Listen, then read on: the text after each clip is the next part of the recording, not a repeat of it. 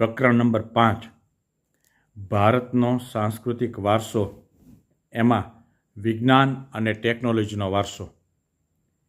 એમાં આપણે વાસ્તુશાસ્ત્રનો પરિચય મેળવવાનો છે. ટૂંકનોંધ તરીકે પણ એ મહત્ત્વની બાબત છે. તો મિત્રો, તેમાં ધ્યાન આપજો. હું એની શરૂઆત કરું છું. ભારતનું વાસ્તુશાસ્ત્ર. મિત્રો, પ્રાચીન ભારતનું વાસ્તુશાસ્ત્રમાં ઘણું મહત્ત્વનું યોગદાન છે. પ્રાચીન ભારતનું વાસ્તુશાસ્ત્રમાં ઘણું મહત્ત્વનું યોગદાન છે. વાસ્તુશાસ્ત્ર એ જ્યોતિષશાસ્ત્રનું અવિભાજ્ય અંગ છે.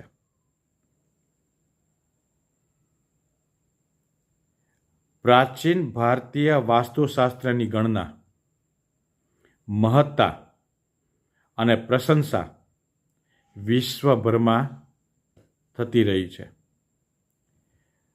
પ્રાચીન ભારતમાં બ્રહ્મા, નારદ, બૃહસ્પતિ, ભૃગુ, વશિષ્ઠ અને વિશ્વકર્મા એ મહત્વપૂર્ણ વાસ્તુશાસ્ત્રીઓ હતા.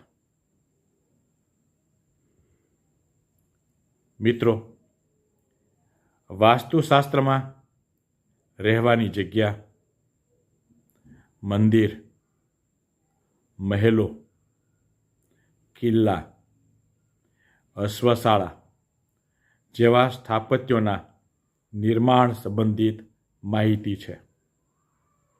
જેમ કે કેવી રીતે રચના કરવી, કઈ દિશામાં કરવી, એનો સ્પષ્ટ ઉલ્લેખ છે.